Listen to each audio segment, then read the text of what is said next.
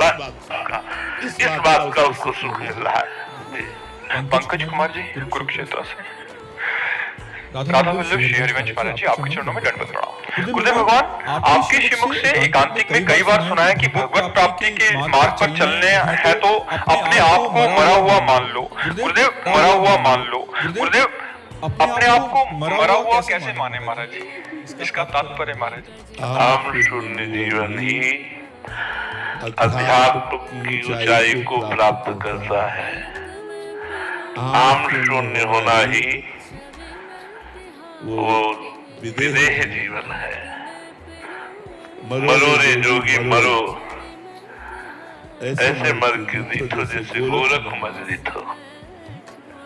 राधे राधे महाराज जी। महाराज जी, बहुत संतों की वाणी से और अष्टावक्र गीता जी में साक्षी भाव या दृष्टा भाव होने की स्थिति के बारे में सुना है। महाराज जी, क्या ये स्थिति भक्ति मार्ग में भी आती है या फिर सिर्फ ध्यान या ज्ञान मार्ग या अष्टांग योग में ही? भक्ति मार्ग में कर्म समर्पण करते हुए भगवान मेरे हृदय में बैठकर बुलवा रहे हैं।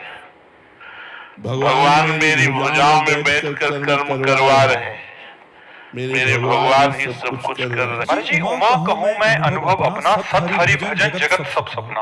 और जड़ चेतन जग जीव जत सकल राम में जाने, बंधु सबके पद कमल सदा जोरी जुग पाने। महाराज जी, नए साधु को इन दोनों भावों में से कौन सा भाव लेकर चलना चाहिए अपने जीवन में? दोनों।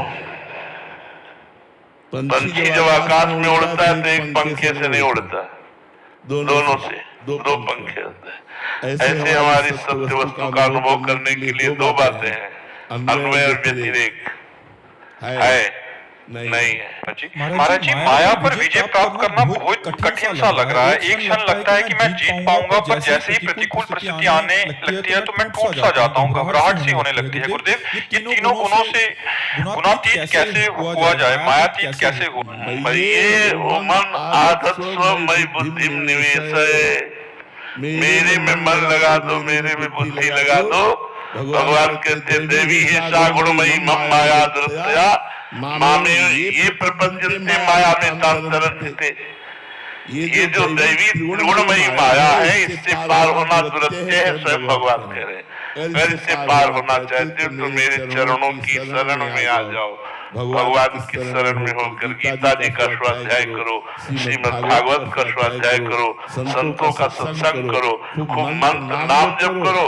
जो दुख सुखावे भगवान का कृपा प्रसादन होकर उसे सह लो, देखो निकल जाओगे।